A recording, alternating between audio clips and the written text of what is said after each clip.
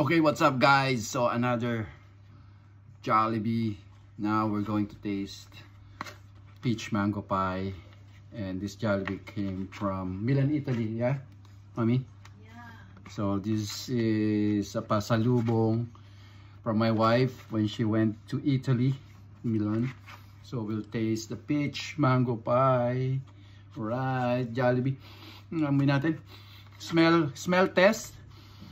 Okay. Smells like chicken joy. Kasi halo-halo na yan eh. Okay, so bubuksan natin yung peach mango pie. Ayan. Masarap ba ito pag mainit? Hindi, okay na. Hindi ko na siya ininit. Okay, so tingnan natin. Uy! Uy, ang laki! Ang haba. Ayan o, peach mango. Okay, kasi I think sa Philippines medyo kalahati na lang, maliit na lang siya. Pero ito ang haba lang kayong peach. Oh my God. Okay, so taste natin yung crust niya. Ayos naman, parang parehong-pareho. Same like the one in the Philippines. Yeah. Smell test. Amoy nga peach mango. Okay, so tikman na natin guys. Here we go, taste test.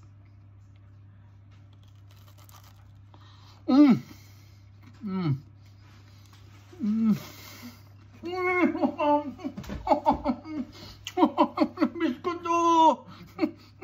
Ang sarap. Oh my God, I miss it so much. Oh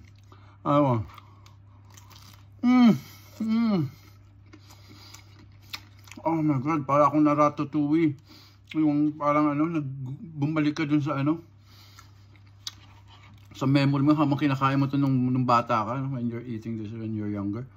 Ang sarap. Grabe. Na-miss ko to, peach mango pie.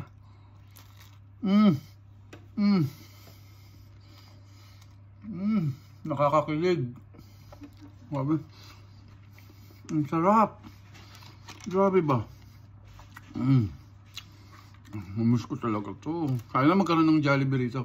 I hope there's Jollibee here in Dublin because there's no Jollibee here. The nearest one is in the UK.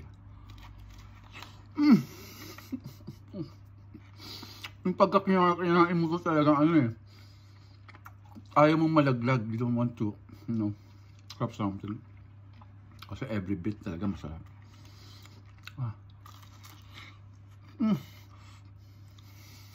Grabe, ang sarap. Peach mango pie, Jollibee.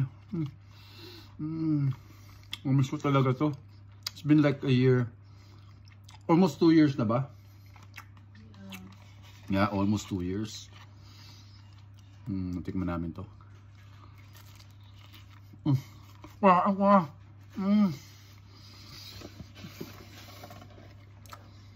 Grabe. Sarap.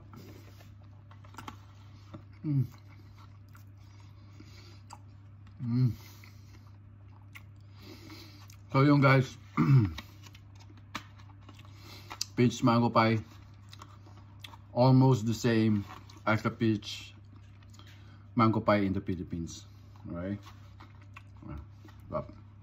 10 out of 10. Sarap. Sarap talaga.